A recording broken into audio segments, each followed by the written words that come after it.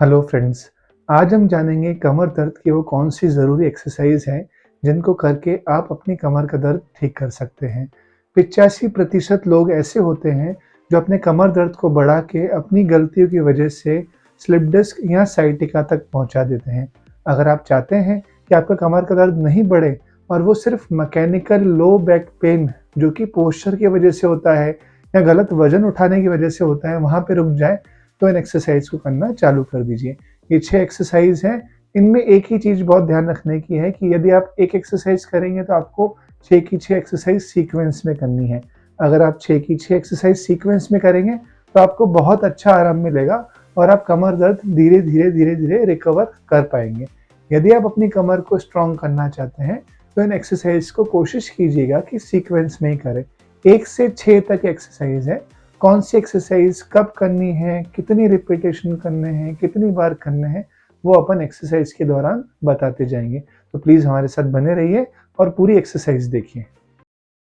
पहली एक्सरसाइज का नाम है स्पाइनल रॉकिंग। ये आपको हुक लाइन पोजीशन में करनी है। आप ये देख रहे हैं, ये पोजीशन कहलाती है हुक लाइन पोजीशन। ये आप फ्लोर पे भी कर सकते हैं और बेड पे भी कर सकते हैं। जब भी आप ये एक्सरसाइज करेंगे तो आपको धीरे-धीरे बैक में खिंचाव महसूस होगा।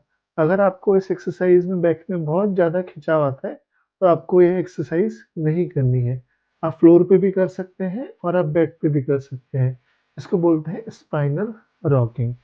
स्पाइनल रॉकिंग के लिए आपको अपनी बैक को एक स्टेबल कंडीशन में कर देना है। उसके बाद दोनों घुटनों को धीरे-धीरे एक तरफ लेना है। आपका घुटना जितना जा सकता है इज़िली आप उतना ही लेंगे। उसके बाद आप रोक देंगे। आप ज़बरदस्ती टच करने की कोशिश नहीं करेंगे। उसके बाद ये सेम दूसरी तरफ जाएगा। धीरे-धीरे ये दूसरी तरफ जाएगा और जब ये दूसरी तरफ जाएगा, तो जब जाएगा उसके बाद आप इसको रोक देंगे और 10 सेकंड तक होल्ड करेंगे। जब भी आप एक्सरसाइज करेंगे, तो आप ईज़ी गोइंगली ब्रीथ करते रहेंगे, साँस लेते रहेंगे और साँस छोड़ते रहेंगे। इसमें साँस को रोकना नहीं है। जिस भी एक्सरसाइज में साँस को रोकना होगा हम बता देंगे, किस एक्सरसाइज में कहाँ पे कितना साँस को रोकना है। अब अपन देखते हैं कैसे एक्सरसाइज ठीक से करनी है। हाथ इस तरह से करके रिलैक्स रख के हाथ को बिल्कुल बिना हिलाए पैर धीरे-धीरे घुटने साइड में लेके जाएँगे और इसको रोक देंगे।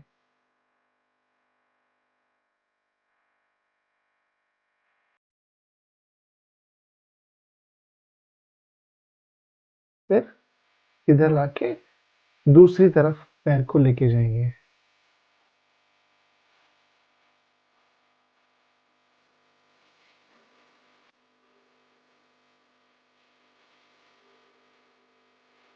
दोनों तरफ पैर को शुरुआत के कुछ दिनों तक 5-5 बार लेके जाना है, उसके बाद 10 बार तक लेके जाना है और ये एक्सरसाइज दिन में 1 बार करनी है। दूसरी एक्सरसाइज है कर्ल अप एक्सरसाइज। जब भी आप एक कर्ल अप एक्सरसाइज करेंगे, तो जब भी इसमें आप ऊपर जाएँगे, धीरे-धीरे आप जेंटल सिट अप करेंगे। जब आपको एक्सहेल करना है, आपकी साँस को बाहर निकालना है। ये एक्सरसाइज करते टाइम अगर आपके एब्डोमेन में, आपके पेट में संकुचन होता है, तो वह नॉर्मल है और इस एक्सरसाइज को करने से आपकी कमर मजबूत होती है। इसमें धीरे-धीरे आपके दोनों हाथ को घुटने के ऊपर रखना है और फिंगर टिप्स को ऊपर की तरफ लेके जाना है इस तरह से। जब मैं जाऊँगा तो मैं आपको करके दिखाऊँगा कि किस तरह से मैंने एक्सहेल किया, एक्सहेल करके मैंने साँस रोक ली। अगर आप इसमें एक्सहेल कर सकते हैं तो बहुत अच्छी बात है। अगर आप नहीं कर सकते हैं तो मत कीजिए, आप जेंटल ब्रीथिंग धीरे-धीरे ब्रीथ अप करते जाइए। ये एक्सरसाइज कर्ल अप है और बैक के लिए बहुत अच्छी एक्सरसाइज है। आइए अपन देखते हैं इसको कैसे करना है।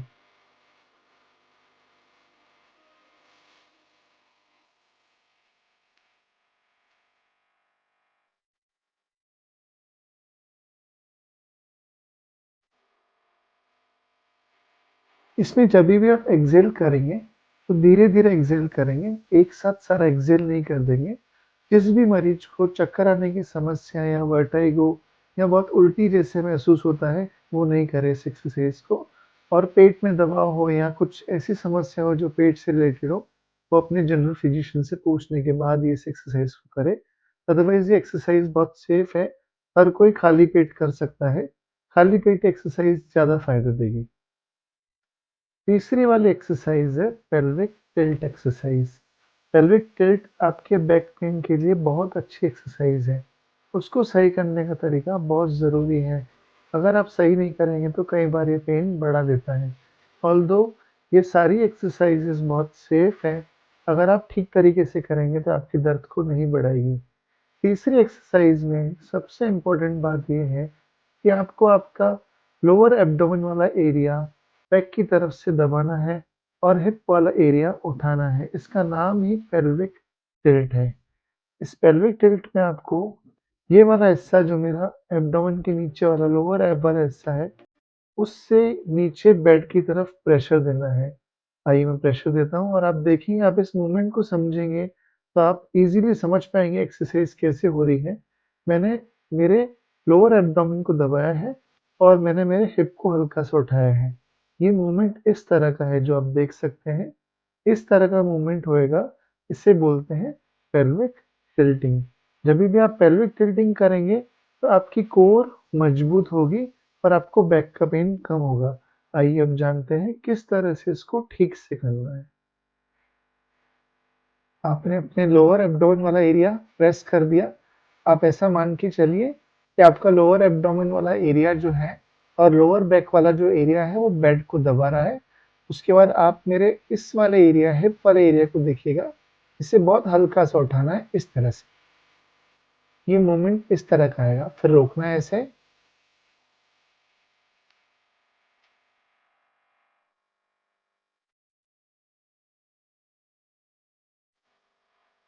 इसके दौरान अगर आप एक्सेल कर सकते हैं, सांस बाहर कर सकते हैं तो बहुत अच्छा है।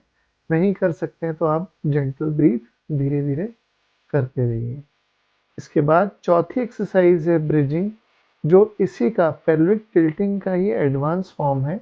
ब्रिजिंग अगर आपको पेन हो तो आप मत कीजिए, अदरवाइज आप कीजिए। ये बहुत अच्छी एक्सरसाइज है और एक्सटेंशन रिजिम को भी बढ़ाती है। एक्सटेंशन रिजिम जो कमर के दर्द का दूसरा रिजिम है, उससे बढ़ाती है। ब्रिजिंग के लिए आपको वही सेम पोजीशन में रहना है। हाथ दोनों आपके साइड रहेंगे और आपकी कमर को आपको हवा में उठाना है, ब्रिज सेतु जैसे। फिर इसे रोकना है।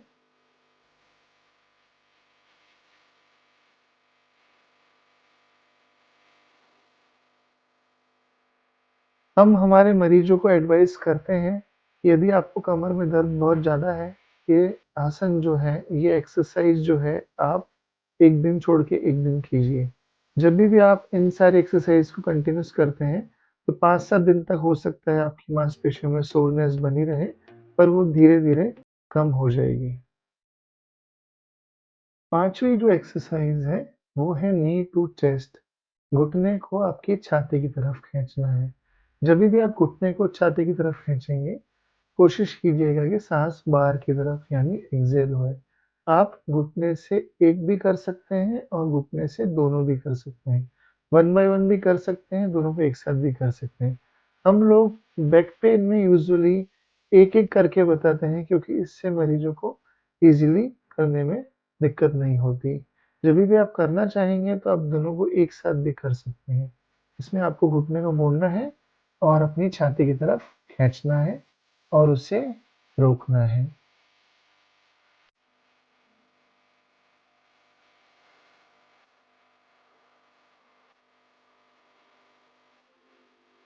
वैसे ही दूसरे घुटने को करना है।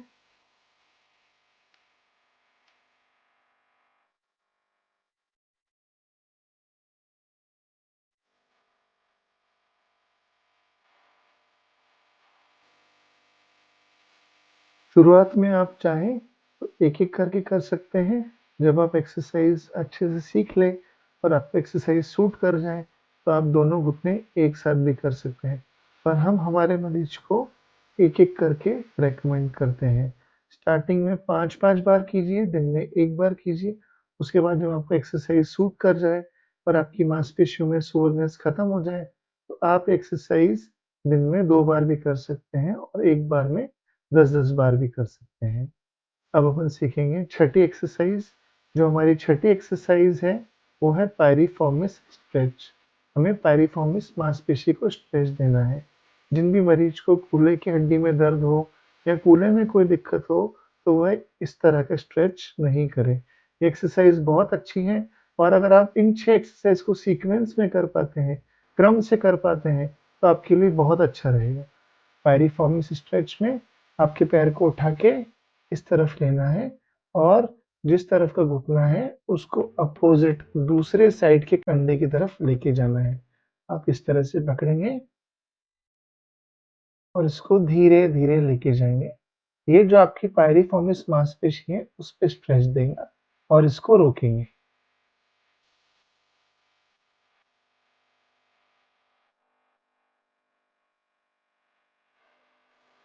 फिर धीरे धीरे छोड़ देंगे।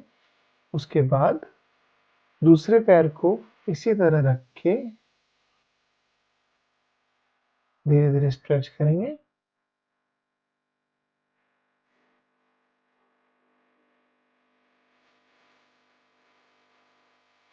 और छोड़ देंगे। स्टार्टिंग में आप 5-5 बार कर सकते हैं, धीरे-धीरे बढ़ा के आप 10-10 बार तक कर सकते हैं। हमारी कोशिश हमेशा यही रहती है कि हम हमारे मरीजों को सरल से सरल एक्सरसाइजेस बताएं। हमने जितने भी रिसर्च किए हैं या हमने जितने भी ट्रायल्स पेशेंट्स पे किए हैं, उसके बाद हमने कई तरह के रिजिम, कई तरह के एक्सरसाइज प्रोटोकॉल बनाए हैं। तो हम चाहते हैं कि आप इन एक्सरसाइज को अपने कमर के दर्द में 1 बाय 1 1 से लेके 6 तक करें।